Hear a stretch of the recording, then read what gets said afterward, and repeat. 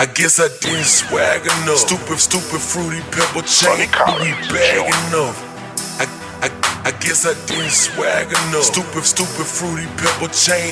We bag enough. Poppin' tan model BC couldn't brag enough. Poppin' tan model BC couldn't brag enough. Poppin' tan model BC couldn't brag enough. Poppin' tan model BC couldn't brag enough. I guess I didn't swag enough. Stupid. And welcome to another edition of the Horizon Roundtable. I am your fill-in host, Jim Cerro. Back with me after a 2-week absence is Giovanni Moceri. Giovanni, thanks for joining me. Of course, and I appreciate the fabulous pronunciation of my name. Last time was a bit of a learning curve, but you've improved, Mr. Sorrow. I do what I can. I won't admit to practicing every day, but I won't deny it either. How about that? It's much appreciated. Yes. So speaking of much appreciated, we had the table set for the top of the league this week to play some of the teams at the bottom of the league. And I don't think that exactly turned out the way that Wright State, Oakland, and Green Bay all were expecting. So we had such a wild week where the top teams were losing to the bottom teams. Some teams just weather related didn't even play. It was just an interesting week of Horizon League basketball. I'm going to let you, as our special guest this week, Giovanni, tell me where you want to start this week. I think, since we talked about the upsets, I think we can start with those upsets. And since you give me the mic, I'll talk about Oakland's upset loss to IU Indy at home. Now, for the people, I will say I wasn't in attendance in this game like I usually am for home games, but kept an eye on it while I was at my other events, and I was more and more concerned as the game went on. I saw, even early on, the first few minutes when I saw IU Indy had a lead, already I was starting to sweat. Everyone in my event was asking, "What's wrong? You look concerned. What's the matter with you?" And I just showed them the score, and they had no reaction. But I was either way, I was still so shocked, and it just kept building and building and kept getting worse and worse on the Oakland side of things. And I do my little post-game reactions to each game, and I was just in such shock, especially when it comes to the points in the paint. That was not something, and maybe it's a failure on me for not, scouting out IU Indy as much, but I mean, I wasn't really expecting 60 points in the paint from a team that has such a strong front court in their house.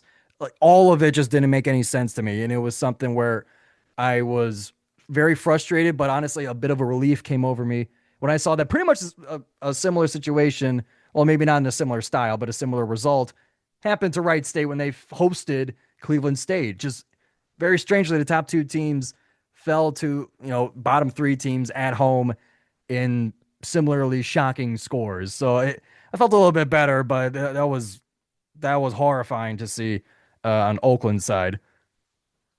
Yeah, and when you look at the Oakland versus IU Indy game, they shot the ball at a clip that should have won the game. I mean, they were 47% overall, 45% from deep. Now, Buru, who came off of just an absolutely dominant game last week Sunday against Green Bay, only had 8 and 3 against IU Indy. And so, it's kind of one of those things where in any game, we know in sports, you have to bring your A game every game. And I'm not saying he didn't bring his A game, but he didn't have the production that you would expect from Buru in a matchup like that.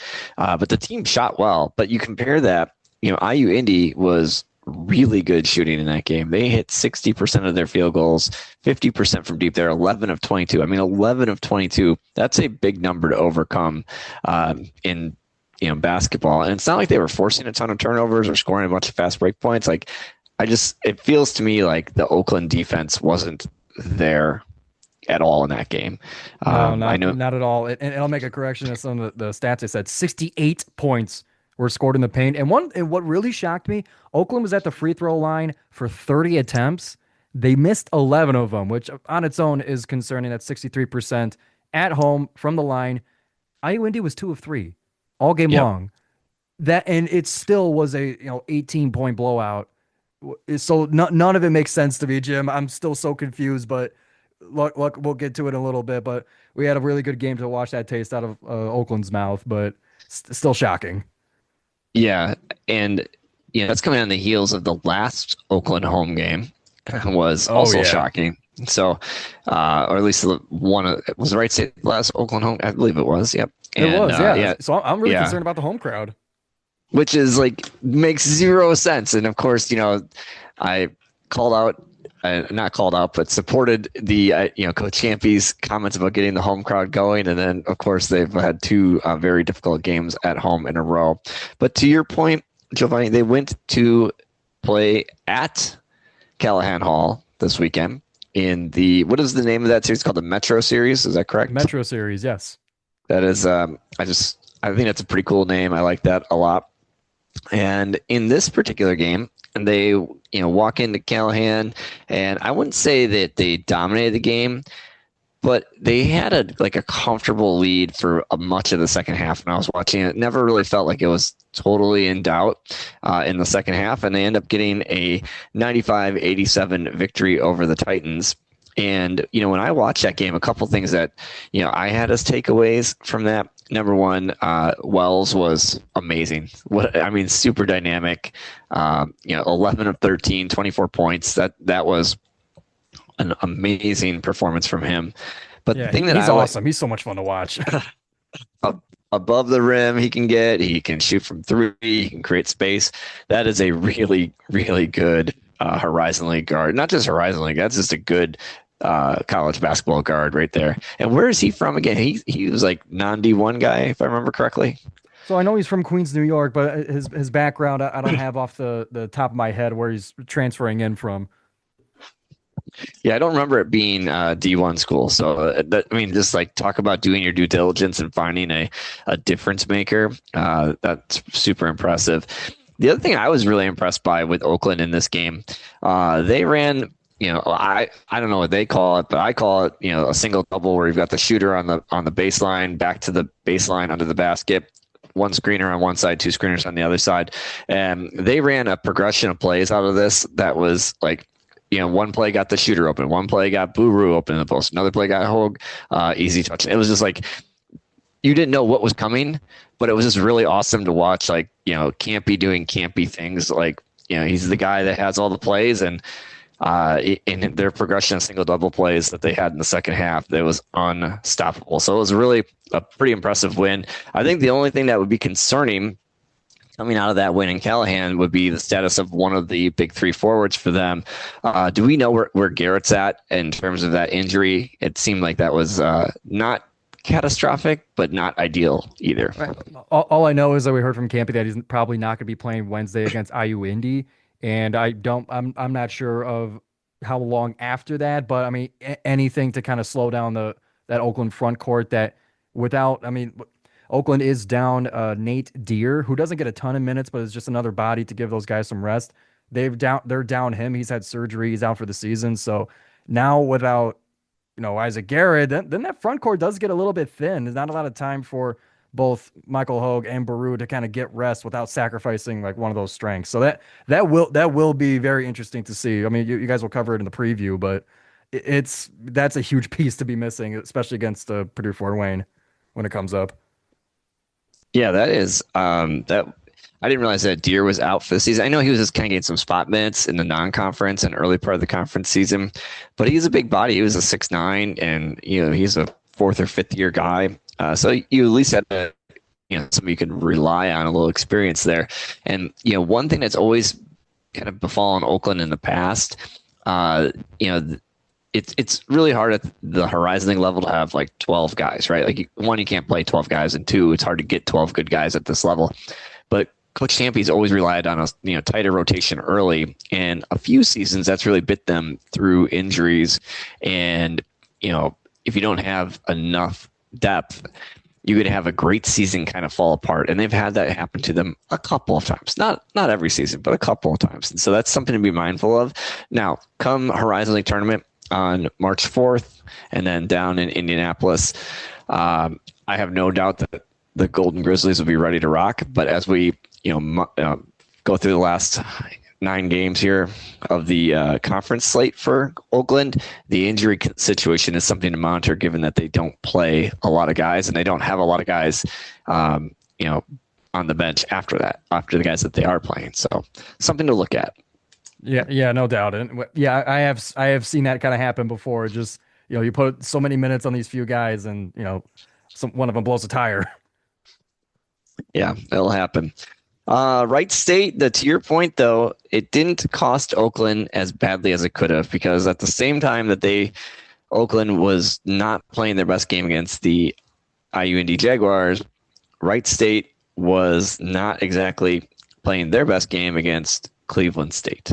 And so in that particular game, Cleveland State wins 85-79 against Wright State. What stands out to you about that game, and what happened to a team in Wright State had been rolling along and seemed invincible? Suddenly they get at home in the Nutter Center, a place where they've been really good, and they lose to a team that's in the bottom three in the league. What kind of stood out to you there? Right away, the 3-point shooting between both these teams is what stood out to me. And especially me, I've been sufficiently scarred by Solomon Callahan on Wright State's side. He was 2 of 10 from deep. And then Michael Cooper, who they've been missing, and he's been their leading scorer, and everyone's been excited to see him come back. He goes 0 of 5 from deep. Overall, Wright State was 21%. Meanwhile, Cleveland State, they were 11 of 23. That's good for 48% from deep. And I remember early on when Oakland was hosting Cleveland State, kind of scouting their early stats, they were top of the Horizon League in 3 points taken, 3 points made, and that's something that they really relied on. And when they faced Oakland, they didn't get any of it and lost that game as a result. But in a game like this where they're finally falling, and you really start to kind of, especially at an advantage from Wright State, I mean, that's enough of a disparity to beat anybody.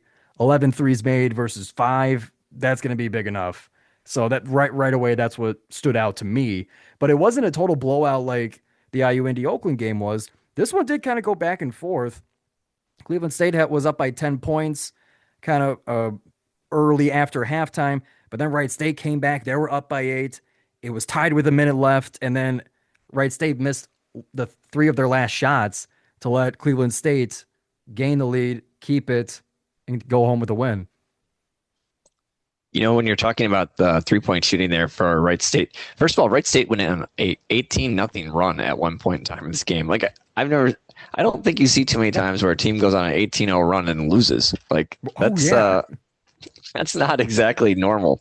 But I think that the thing about that 3-point, not only was it not good at 21%, they took 24 attempts. That's really not Wright State's game. They're a good shooting team, but they're not a team, the teams that are shooting the best percentage aren't the ones that are taking the most attempts. They're taking the best quality attempts. And so 24 attempts is a lot of 3-point attempts in a game for how Wright State has been playing.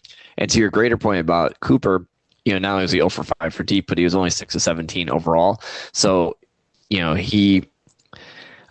I guess you could say that's 6 of 12 on the rest of his shots. So, but that's just not good enough shooting from a mainstay player in your lineup. So that's a tough game for Wright State, but you have to give them credit, because after losing in a game that they probably feel like they should have had, they play at home. The game did get moved up due to weather from Saturday evening. I believe it's supposed to be a Saturday evening game. Originally, it ended up playing on Saturday afternoon.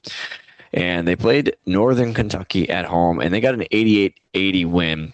And this is like a completely different game in terms of shooting, because they were much better shooting. Not only were they better from their splits were 50, 36, and 81. So just significantly improved everywhere. Cooper had 21 points, so he's kind of shaking the rust off. But they get a big win in a rivalry game when they lost a little of their momentum. Is there anything that kind of stood out to you as worthy about that Wright State win over the Norse? Yeah, free throws. That one is huge. Where Wright State, they had 36 attempts, made 29 of them, a great percentage and volume. Northern Kentucky was only 11 of 16, so that right away jumped out to me on the stat sheet. And yeah, like you were saying, this one was pretty much just Wright State got both hands on the wheel, and they were going way past the speed limit. They mounted a 17-point lead pretty early on and just kind of kept it above 10 points, maybe dipped down to 9 points in their lead, and just it wasn't close the whole time. So that one, it was kind of a come to earth moment where Wright State realized that they're at the top of the league for a reason, and they proved it against a team that probably gives them a little bit of extra satisfaction against Northern Kentucky, their rivals. So just right away, they just pounced on them, didn't let them breathe, and just shook off the rust, evened it out for the week. Yeah, Northern Kentucky, they ended up having a pretty abysmal 3-point shooting game themselves. They were 5 of 21 on threes, and Caleb Robinson, who's been a very consistent offensive player for them, only had 4 points in that game. Goretzka, who had a couple weeks ago had a really tough run in Wisconsin. He had 30 in that game, but then it seemed like nobody else was really flowing the way that they had been flowing before, because you had O'Day was way off of where he's been. Caleb Robinson was way off of where he's been. So just a very tough day for Northern Kentucky in their one game that they played this week. And for Northern Kentucky, they're sitting at 6-5 in league play. They're right in the middle of all this. They're still easily looking at a home game in the first round of the Horizon League standings currently. But just those are the ones that, like, when you're sitting there saying, okay, what do we need to do? Now they're 2.5 games back of Wright State with 9 games to play. I mean, I don't want to say it, it's done for them, but that's a big hill to climb. We got to regroup quickly. I did, and also even like for that whole middle part of the Horizon League. I mean, you got Northern Kentucky with 6 wins, and then you got 3 other teams with 5. Like, that 5th place spot is going to get pretty clogged. That's going to be a log jam for teams trying to get that now more valued 5th seed in the Horizon League tournament. So definitely keep an eye on that. Northern Kentucky's got Robert Morris, Milwaukee, and Detroit on their heels looking for that 5th place spot. So something to monitor. Well, in Detroit, when you think about that, they were the only team this week that went 0-2. So they're in the middle of that, but they came into this at 5-4, come at 5-6. They played both their games at home. So they started the week against Purdue Fort Wayne, and they lost 76-83. And we already talked about the Oakland game where they lost 87-95. When I think about that Fort Wayne game, though, Nadu had 22 points, but they had 10 assists to 12 turnovers. And I don't remember much of my younger formative days of playing basketball, but I'm pretty sure any coach I ever had in my life would have been pretty annoyed with a negative assist to turnover ratio. And that's where Wright State found themselves against Fort Wayne. And, so they ended up, they're in the middle of the pack, but going 0-2 at home, I mean, that has to feel like a major kick in the pants. They didn't play terrible. They just didn't play good enough to win either game. They're there, but not in it all the way. Did anything stand out that you saw from Detroit other than their losing of the Metro Series, which makes you smile from ear to ear? Yeah, you could tell, can't you? But I actually had a conversation with Detroit's play-by-play guy, Jeremy Otto. He does a TV for them, and I was kind of asking him just, to help me kind of get to know Detroit. And he was saying that, and it pointed out to me that even though Detroit is in kind of middle of the pack, they were 500 coming into that Oakland game, most of their wins are against the bottom of the league, and most of their losses are against the top of the league. So it seems like whenever they play a team like Wright State or Oakland, Purdue, Fort Wayne, they've lost to all of those teams, and then some. It's just they can't seem to get it done against those best teams. And I will give credit. I mean, especially like TJ Nadu. I mean, our Lovejoy didn't have the greatest game against Oakland, but against Fort Wayne, he had like 19, 3, and 4, just as pretty normal, well-distributed box score. But I do see a ton of talent on this Mercy team. Nadu was on fire against Oakland, and he shot okay, 2 of 5 from deep against Fort Wayne to lead them in scoring with 22. Like, there is a lot of potential with this Detroit team, but for whatever reason.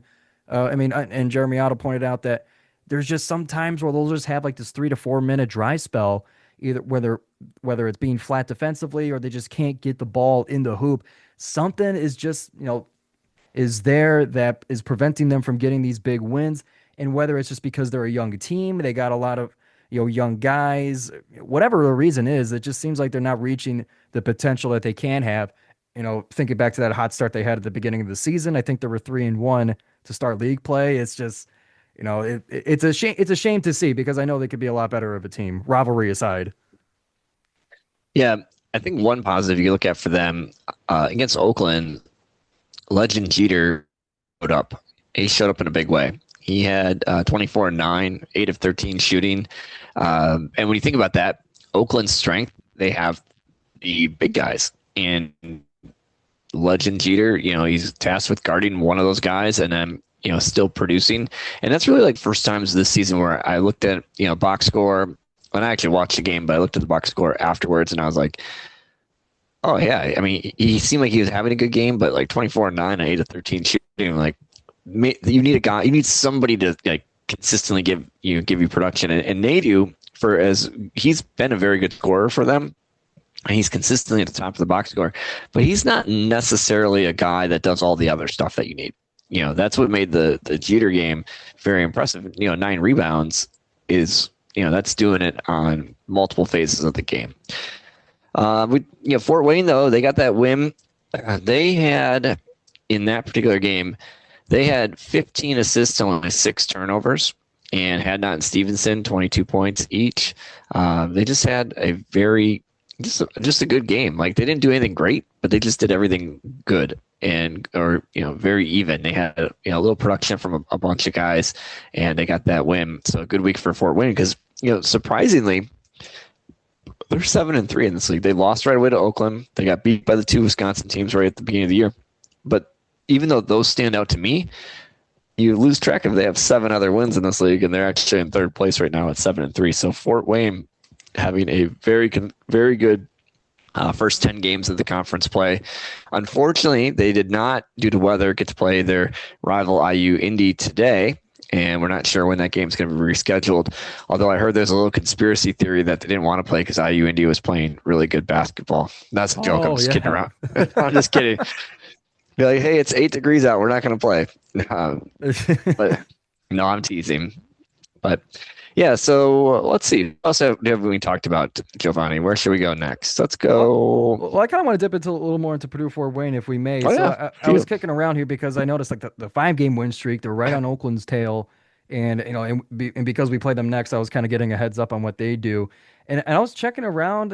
I scroll through Ken Palm every now and then, and I noticed the luck rating that Ken Palm has. And, I raised an eyebrow at it and I said, I wonder who's number 1 in luck. It's Purdue Fort Wayne.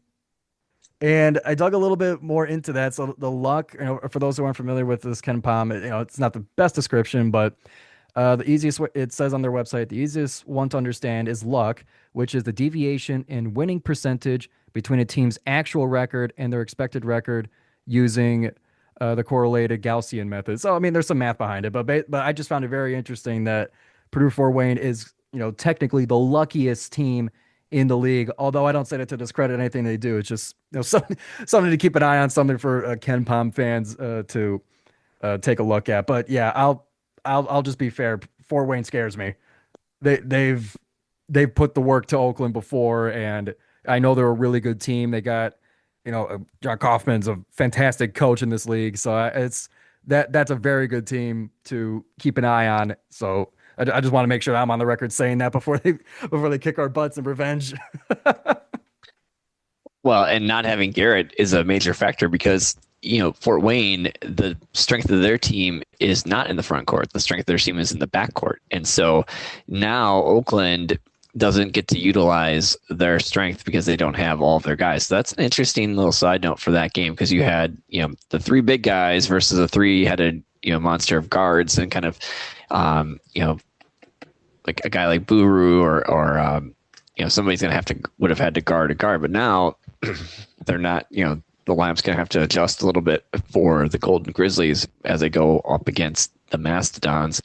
But that should be a very good college basketball game, a very entertaining game. The first game they played at the Arena this year was great. It was really fun to watch. Like with no vested interest in the game, just watching Horizon League basketball, I was like, that's good basketball right there. That was fun. So yeah, hopefully it was like 100 to 90 something. It was sweet. Yes, it was like a pro game basically. So we got to give some flowers though to Cleveland State. We talked about them a little bit. They got the win. I mean, like, everything about the stats said that should be a Wright State win, and yet Cleveland State, they got that victory. They shot the ball really well. They shot the ball really well from the free throw line. They were 20 of 22 in that game. They were 11 of 23 from deep. Nessa had 31 points. They only played one game this week, but damn, did they make it count. Yeah, I mean, like there's no better team to get a win off of than the top place team. So even if you're sitting at the bottom, you just kind of create some chaos up at the top. So that is always good to see. Yeah, I also give Cleveland State a ton of props for that, and especially because they kept Wright State close to Oakland. So thanks Vikings, thanks Bob. Yeah, they did. They did what was needed.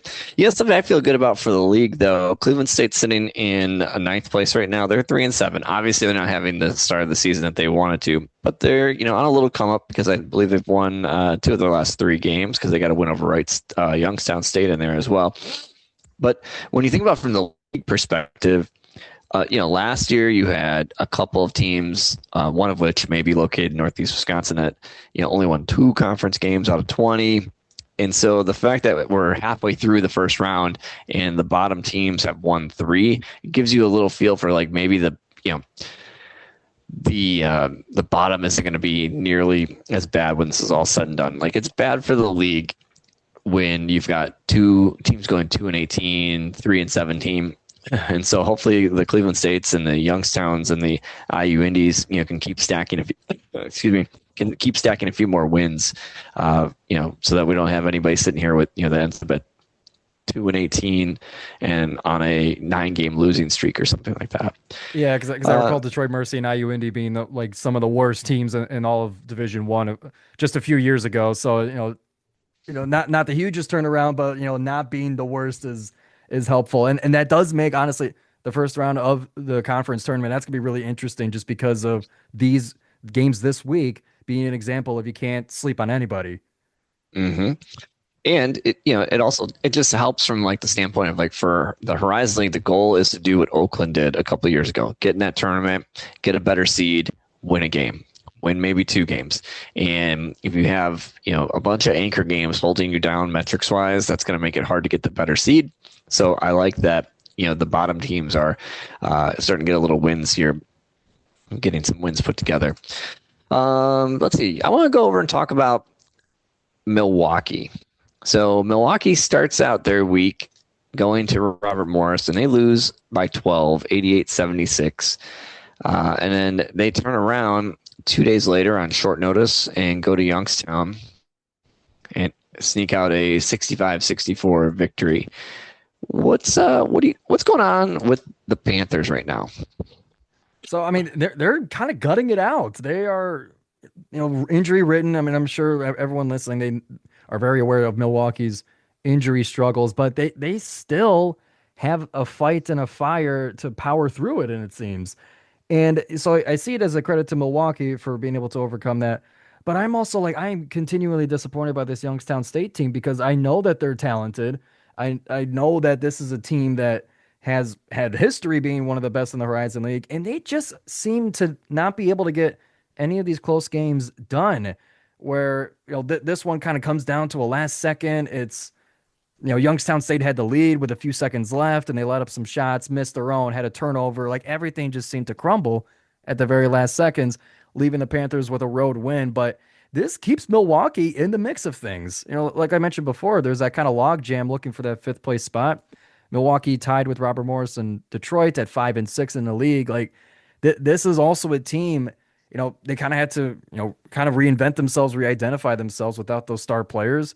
And it's not a terrible team in this new identity. They're going to muck it up. They're going to play it slow, and they're going to be the ones with the sharper teeth to bite into you when it's all said and done.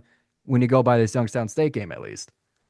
Yeah, the Robert Morris game for them, they didn't shoot that bad. They were 44 and 41 on their shooting splits. They only had 10 turnovers, but they didn't get much done defensively in that game. I mean, they forced a lot of turnovers because Robert Morris had 16 turnovers, but Robert Morris was 9-17 on 3. Their shooting splits are 58 and 53. They pounded them on the glass. They were plus 15 on the glass. So it was like, that Milwaukee Robert Morris game, it just felt like they didn't have any star power.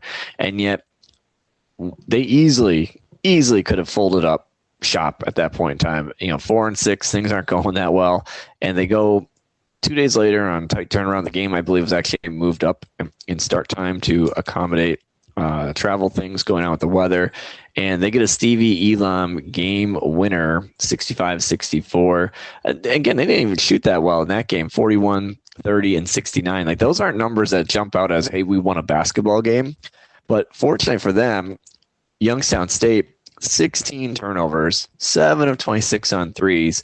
And, Chris Carroll, who had been unfortunately ridiculously hot. And, when I say unfortunately, because I'm a Green Bay fan, he was 8 of 12 against Green Bay from deep. He only went 2 of 9 against the Panthers. And so, like, the Panthers maybe don't have that star power, but they're not a team that's going to beat themselves. Whereas Youngstown State feels like a team that's just going to beat themselves sometimes. That was what was so frustrating watching the Green Bay versus Youngstown game, is that they're going to commit turnovers. They're going to take bad shots. And yet in the game against Green Bay just allowed Carroll to get in a little flow. They helped off him a couple times, so he had some catch and shoot driveway jumpers. Then they would close out, but they wouldn't close him out all the way, so he had a little airspace. But then by the time a guy's like 6 for 9, it's too late. Like the ball looks like it's going in the ocean after that. But Milwaukee did a better job of, in this game, just kind of, to your point, mucking it up and almost kind of letting Youngstown beat themselves, I felt like. So both teams get a split week, but Youngstown's still sitting at 3-8 in the league, nowhere near where they wanted to be. Milwaukee 5-6, working through injuries and getting a road win in their situation. That's fantastic. The Stevie Elam game winner, there was an article that came out here locally in Milwaukee about Stevie Elam and the history of the Panthers playing at the Panther Arena, which used to be called the Mecca. And the original Milwaukee Buck, his name is John McLaughlin. First, he's a Hall of Famer for the Milwaukee Bucks. He founded something called Midwest Athletes Against Childhood Cancer, and Stevie Elam had childhood cancer. It's a really cool story. So hopefully find it out there on social media and take a look. But it's kind of interesting that story came out this week, and then Stevie Elam gets hit a game winner. So that's really good timing on that story. So. But that's not even him hitting the game winner, but he had the game-winning steal too. I watched that last play, the last turnover Youngstown had. They were trying to dump it into the paint, looking for Dawkins, who was wide open, and then it looked like Elam just completely read it. He got the steal, and then as they're on their way down the court, he was the one who got the ball, and then got the game-winning shot. So it was on the defensive side too that allowed Milwaukee to win this one. But one more note on Youngstown State. So I brought up that Purdue Fort Wayne is the number one quote unquote luckiest team according to KenPom. And I just had to look at Youngstown State too. They are ranked 360th on the list in KenPom luck. So completely opposite side of things for Youngstown State. And I'm sure this one game, knocking them down that ranking too. Yeah. Yeah, that the KenPom stats, sometimes I look at them, sometimes I don't. I'm actually a bigger user of the net ratings in terms of stack rankings, but I do appreciate all the other nuance that's available in KenPom, and there's a lot of stuff like luck that nobody else has, or even like the tempo stats I really like. So yeah, it's hard because there's a lot of times I don't want to rely on KenPom for a couple different reasons, Sure. And yet the number one reason is that they. If you think about every stat that's in there is based on preseason loading. So whereas net doesn't come out until after you've actually played some games, KenPom is, everything is based on the metrics that are preset in there before one game is even played. And so sometimes that really irks me because it takes forever.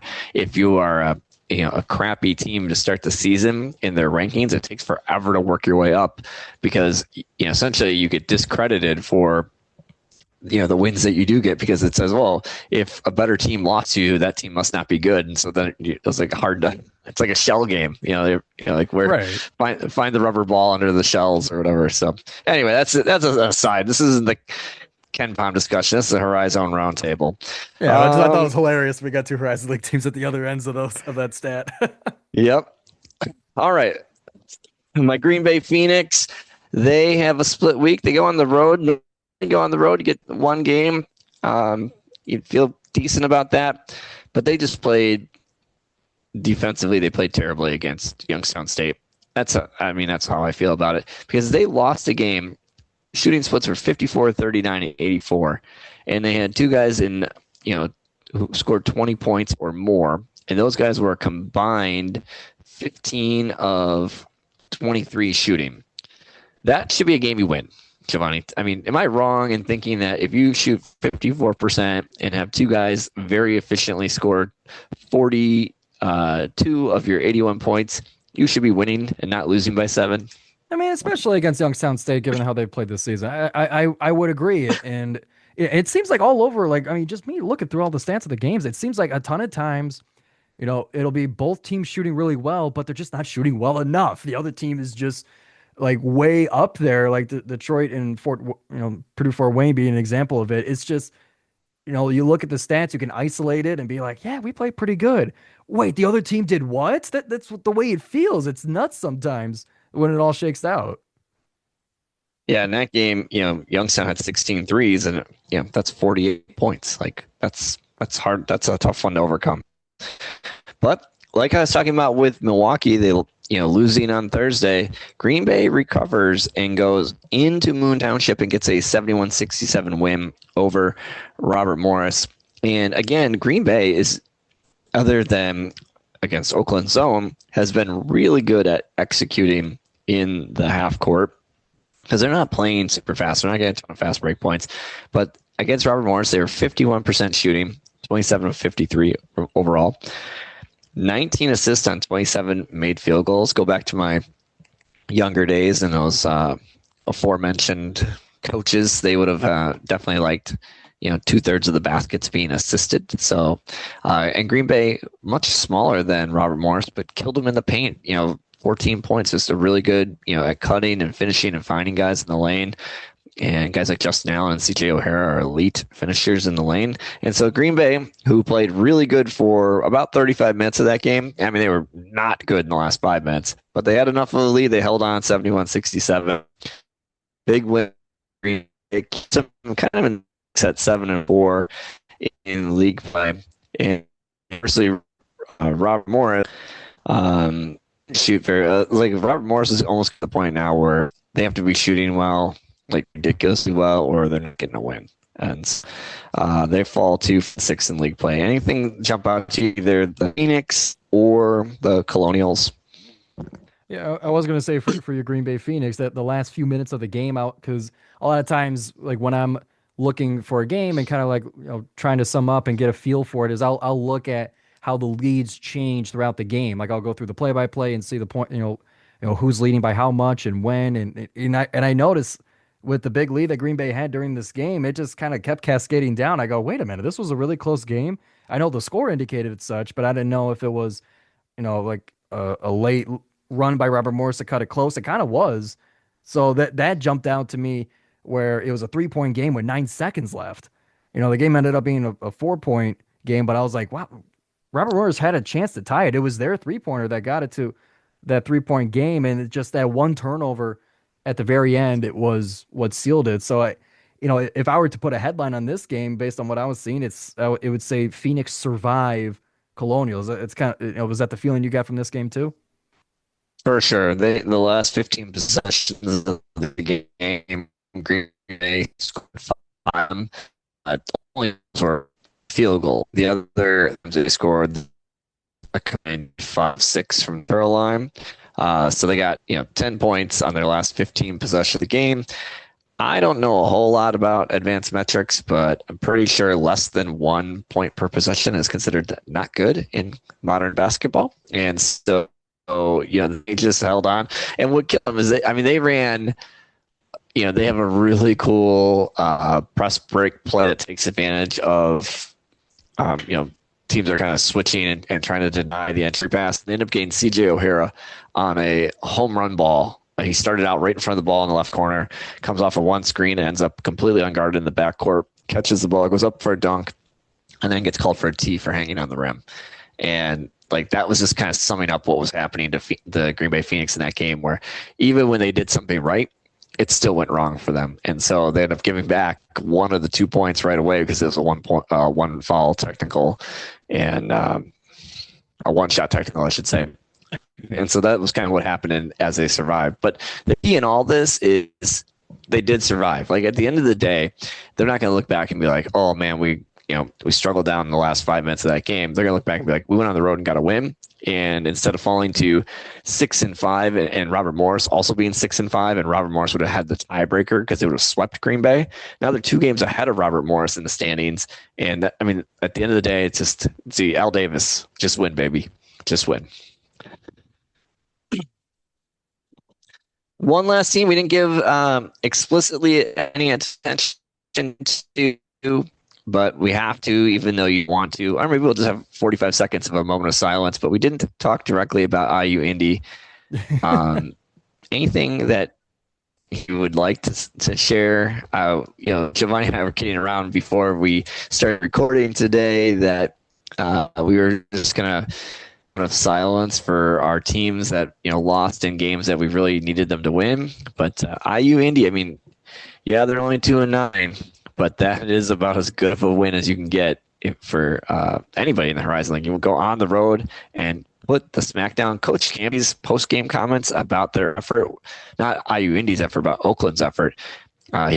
They were scathing from the glimpses I caught. So, but IU Indy, Campy was really holding back. I could tell in that press conference. I listened to it as soon as it came out. I can tell he's like biting his tongue, and I cannot imagine the language used in the locker rooms afterwards. Deservingly so, but that was a really rough press conference. Like the Wright State when they lost at home to Wright State, that was a rough one too. But this one, there was some fire behind those eyes, and he was not going to necessarily share it that candidly. But for IU Indy, like they're one of the fastest teams in the country. Oakland also likes to play fast, but they're just too fast, I guess, at least in this iteration of it. But I got a feeling Oakland's going to remember that when they go to the jungle later this season. I got a feeling it won't be a sweep by IU Indy this season. That's just that's just my biased opinion. Mm-hmm. Yeah, I mean, if when you play at the IU Indy pace, and then you allow the Jaguars to hit 11 of 22 3-pointers, like you're playing with fire in a game like that, and they out rebound. If I remember correctly, like IU Indy was out rebounding Oakland. That can't happen when you have Buru and you have Hogue. Like you cannot get out rebounded by a team that only has one guy who's 6'7". Like it can't happen, and unfortunately it did. And Oakland dropped a game to a team that they would definitely like to have that back. And you think about that, like they would be 9-2 and a half game up in the standings right now had they got that win. I know not to pour salt in the wounds. That's what stings the most. Yeah. Yep. So that was the week that was in the Horizon League. I thought it was a great week. I think we're setting ourselves up for a really good home stretch. I think that for anybody who's listening out there, don't forget to support the Horizon Roundtable, become a Patreon. I know that the entire team would appreciate your support. Also, we have a lot of great sponsors that are on our webpage. Please utilize their services. They are, the great people who do all the work are the heart and soul, but it doesn't happen without the people supporting us financially. So for anybody considering helping out, please do so. Giovanni, where can we find you on the internet? Where can we find your show? Yeah, for sure. So you can find the Joe Mo Show, which is my Oakland basketball podcast covering the team every week. Once a week, we cover now about 2 games per. You can find that on all audio platforms. You can find it on YouTube. It's got its own Instagram page spelled the GIOMO Show. So that's where you can find the show. You can find my Instagram on my own Instagram at Moceri_Giovanni. And you can find me on Twitter at GIO Moceri WXOU. I always like to pay homage to the college radio station that kind of gave me my start as far as the Twitter handle is concerned. So that's where you guys can find me. I cover Oakland specifically, and then also in the Metro Detroit area. I venture around to the high school realm of things, covering events, via sportscaster.com. So that's where you can all find my stuff. So, and Jim and Horizon Roundtable, thanks so much for having me back. Can't wait for the next one. This month of February is going to be nuts. It's going to be nuts, but I think we got to buckle in and be ready and see what's going to shake out here. We've got a muddy mess, a jumbled mess in the middle of this league, and I don't think it's going to stay that way for forever. And so some teams are going to, start putting it together here, and some teams are going to, start to slide. And we're going to. I'm very excited for what's left to come in the last, 9, or in the case of Wright State and Cleveland State, 10 games of the season.